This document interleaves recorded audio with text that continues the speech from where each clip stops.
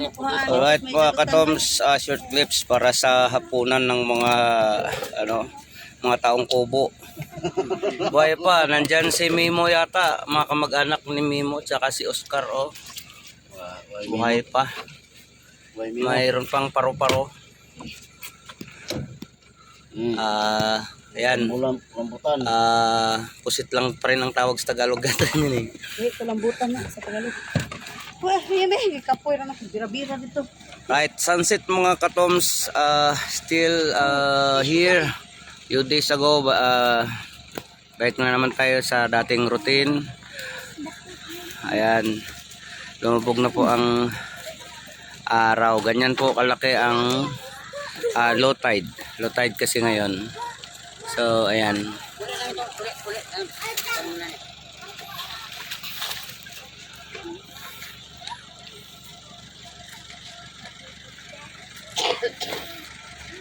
Ito yung campsite namin.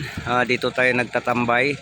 Dito tayo nagpapalipas ng mga oras. Sa gabi, aircon po yan mga katoms. Tagusan po ang hangin dyan. Dito naman tayo nakagarahe. Yan pa yung isang bangka na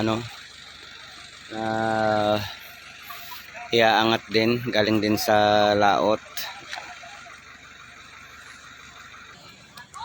Oh, bilog ang buwan mga katoms. Ayan. Sumikat na siya.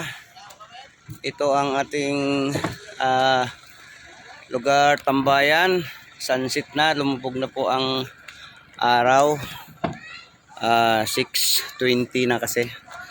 Dito rin tayo nakagarahe, galing tayo sa biyahe. Dito tayo natutulog. Ito katabi lang natin ay tulugan din. Maraming mga nakatulog dyan. Ayan no, ay mga kandila pa yung iba. Anyway, sementeryo po yan mga katoms. Ayun, daming mga doon. Daming mga bakante. Ayan. Pati dyan mga bakante pa.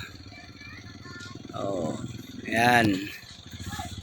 Oh, bilog ang buwan mga katoms. Oh, may dumaan pang Kita nyo ba yung lumaan? Ang haba ng pakpak. Ayan. So, ayan yung ating body, Superman.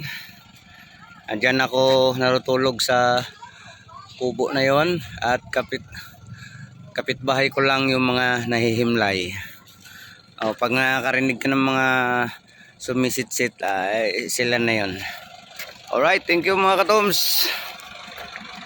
Hey, kay Yang San. Say hi kay Yang San. Ay, sabi mo.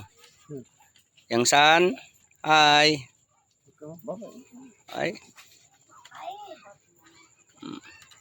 Say hi kay Yang San.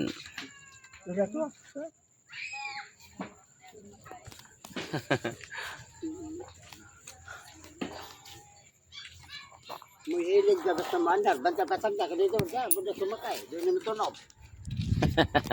Andar yun, badat yung lo, sakda, doon naman tunog. Nag-vlog mo po na yung animal ako. Nag-vlog mo po na, lamda ko. Nag-vlog mo po na yung dito. Ito nung, nagdadadar, pero magpulag na kalit. Ito sa kayang kiljon.